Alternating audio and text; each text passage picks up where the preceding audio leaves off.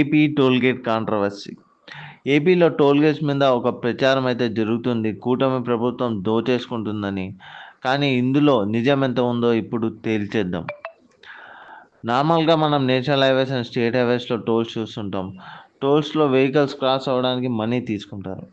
ఈ మనీ ఎందుకు ఇవ్వాలని చాలామంది అంటుంటారు. అయితే గవర్నమెంట్ రోడ్స్ కన్స్ట్రక్షన్ చేయడానికి ప్రైవేట్ వాళ్ళకి కాంట్రాక్ట్ ఇస్తుంది. వాళ్ళకు గవర్నమెంట్ పూర్తిగా మనీ ఇవ్వకుండా ఇలా టోల్స్ ఏర్పాటు చేసుకొని ట్యాక్స్ వసూలు చేసుకోమని చెప్తుంది. అలానే ఈ టోల్ ఫీ ఎంత ఉండాలని గవర్నమెంట్ అయితే డిసైడ్ అయితే చేస్తుంది. అయితే ఇప్పుడు ఆంధ్రాలో టోల్ ఛార్జెస్ పెంచేశారనే న్యూస్ నడుస్తుంది. ఇందులో నిజం ఏంటంటే టోల్ ఛార్జెస్ అయితే పెంచారు. అయితే పెంచడం వల్ల చాలా బెనిఫిట్స్ కూడా ప్రొవైడ్ చేస్తున్నారు ఆంధ్ర గవర్నమెంట్, అలానే సెంట్రల్ గవర్నమెంట్.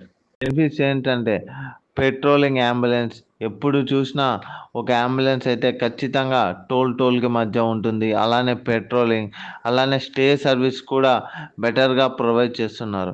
ఇన్ని ఫెసిలిటీస్ ఇస్తున్నందుకు మనం కూడా కొంచెం అడిషనల్గా పే చేయవలసి ఉంటుంది కదా, ఏమంటారు? అలానే ఇప్పుడు ఒకసారి టోల్ కట్టి వెళ్ళారు అంటే నెక్స్ట్ టైం వచ్చేటప్పుడు అందులో ఆఫ్ కట్టాలని మాత్రమే చెప్తున్నారు, టోటల్ అమౌంట్ కాదు. ఇది కూడా చాలా బెనిఫిట్ కదా. మరి మీరేమంటారు? ఏపీ గవర్నమెంట్ కరెక్ట్ డెసిషన్ తీసుకుందా లేదా?